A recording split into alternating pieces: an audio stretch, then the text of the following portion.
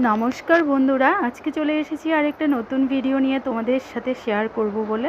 তো আজকে দেখো একটা তাল নিয়ে নিয়েছি। কাল হলো গিয়ে জন্মাষ্টমী। তো জন্মাষ্টমীর সকালে ভগবানকে এই তালের ক্ষীরটা দেওয়া যেতেই পারে।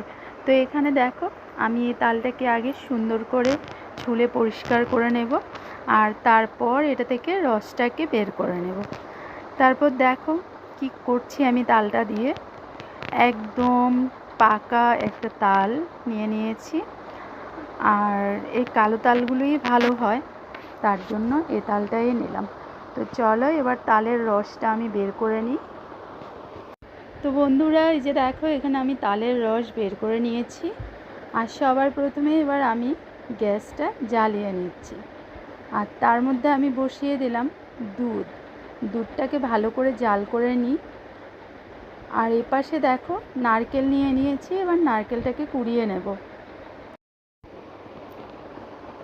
তো দেখো এবার আমি বসিয়ে দিলাম একটা কড়াই, আর সবার প্রথমে একটু জল দিয়ে নিচ্ছি কড়াইতে। তারপর আমি যে তালের রসটা বের করে নিয়েছি, তো সেই তালের রসটাকে দেখো এখানে আমি কড়াইতে দিয়ে দিলাম। আর এটাকে একটু ভালো করে নাড়িয়ে ফাটিয়ে নেব। এই যে দেখো, তো এবার এটাকে একটু ভালো করে আমি জাল করে নিচ্ছি। আর জাল করতে করতে দেখো এটা প্রায় অনেকটাই কমে এসেছে। প্রথমে যতটুকু ছিল তার থেকে কমে যাচ্ছে আস্তে আস্তে করে। তারপর এবার এতে আমি দেখো অ্যাড করে দেব দুধ। তো এখানে তোমরা দেখলে সবার প্রথমে আমি দুধটাকে জাল করে রেখেছিলাম। তো এই জাল করে রাখা দুধটাই আমি তালের রসের মধ্যে দিয়ে দিলাম। এটাকে ভালো করে আমি মিক্সড করে নিয়েছি। আর এবার এটাকে আমি কিছুটা সময় ধরে ফুটিয়ে নেব, জাল করে নেব। তো দেখো এরকম কন্টিনিউয়াসলি নাড়তেই হবে, নয়তো এটা নিচে দিয়ে ধরে যেতে পারে। আর এবার দেখো এখানে আমি আমার পরিমাণ মতো চিনি নিয়ে নিয়েছি। এবার চিনিটাকেও অ্যাড করে দিলাম।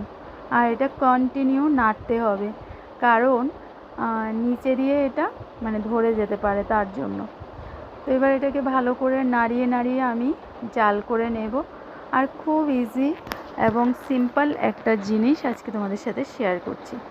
তারপর দেখো এখানে এটা ভালো করে ফুটে গেছে, আর আগের থেকে পরিমাণেও অনেকটা কমে এসেছে। এবার আমি যে নারকেলটা কুড়িয়ে রেখেছিলাম, তো নারকেলটাকে অ্যাড করে দিলাম। আর নারকেলটাকেও ভালো করে তালের সাথে আমি মিশিয়ে দিলাম। আর এবার এটাকে আরও কিছুটা সময় ধরে একদম ক্ষীর করে নেব এটাকে। তো দেখো এটা আমি এখানে নাড়িয়ে নাড়িয়ে এটাকে ভালো করে জাল করে নিচ্ছি।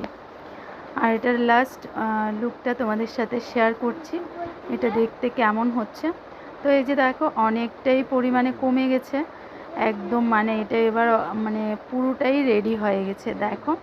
তো এতে আমি একটু কাজু বাদাম অ্যাড করে দিয়েছি। তোমরা চাইলে কিশমিশও দিতে পারো। তা আমি শুধু কাজু বাদামটাই দিয়েছি। আর দেওয়ার পর এটাকেও ভালো করে মিক্সড করে নিলাম। তারপর দেখো এখানে আমার তালের ক্ষীর রেডি হয়ে গেল। তো কেমন হয়েছে রেসিপিটা অবশ্যই জানিও। ভিডিও ভালো লাগলে লাইক কমেন্ট শেয়ার করো।